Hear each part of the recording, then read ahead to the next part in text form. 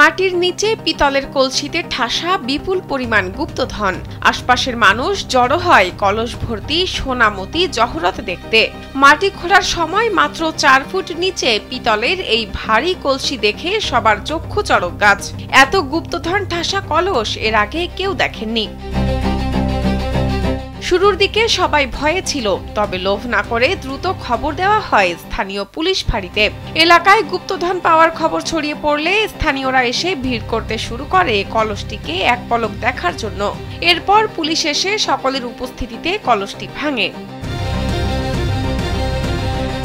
ওয়ালটন এখন দেশের সীমানা পেরিয়ে পৌঁছে গিয়েছে 50টিরও বেশি দেশে। ওয়ালটন, ঘরে ঘরে বিশ্বজুড়ে। কলস ভাঙতেই বেরিয়ে আসে বিপুল পরিমাণ মুদ্রা, তবে তা যেন তেন মুদ্রা না। 1865 থেকে শুরু করে 1910 সাল পর্যন্ত ব্যবহৃত মুদ্রা ছিল কলসটিতে, অর্থাৎ ইস্ট ইন্ডিয়া কোম্পানির শাসনামল বা ব্রিটিশ আমলের রূপার মুদ্রা এগুলো। ওজন করে দেখা যায় মোট 21 কেজি 900 গ্রাম ওজনের ধাতব মুদ্রা রয়েছে সেখানে।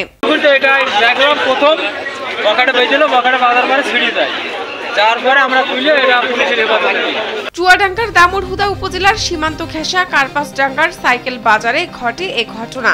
বাজারের শহীদুল ইসলামের জমি খুঁড়তে গেলে এগুলো পাওয়া যায়। স্থানীয় স্বর্ণকারীরা জানান, রূপা হিসেবে এর এক একটি মুদ্রার দাম 1500 থেকে 1800 টাকা। এটি প্রচলিত মূল্য, কিন্তু ঐতিহাসিক দিক বিবেচনা করলে উদ্ধার হওয়া প্রাচীন মুদ্রার বর্তমান মূল্য আরো কয়েক গুণ বেশি। হিন্দুস্তানের সেই আমলে তাদের রেখে যাওয়া যে অর্থকড়ি বিভিন্ন জায়গায় মাটির তলায় পুঁতে রাখা হতো, এর আগেও বাজার প্রায় বিভিন্ন জায়গায় পাওয়া গেছে, তার নজির পাওয়া গেছে। এখন জনাব শহীদুল হকের এই জমি থেকে এই রূপার কয়েনগুলো বেশ উত্তোলন হলো। বর্তমানে মুদ্রাগুলো দামুড়হুদা থানায় সংরক্ষিত আছে।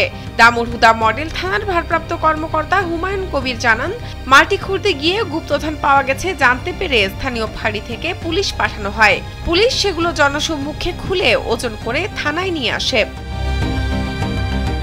শাহনাজ পারভিন, কালবেলা।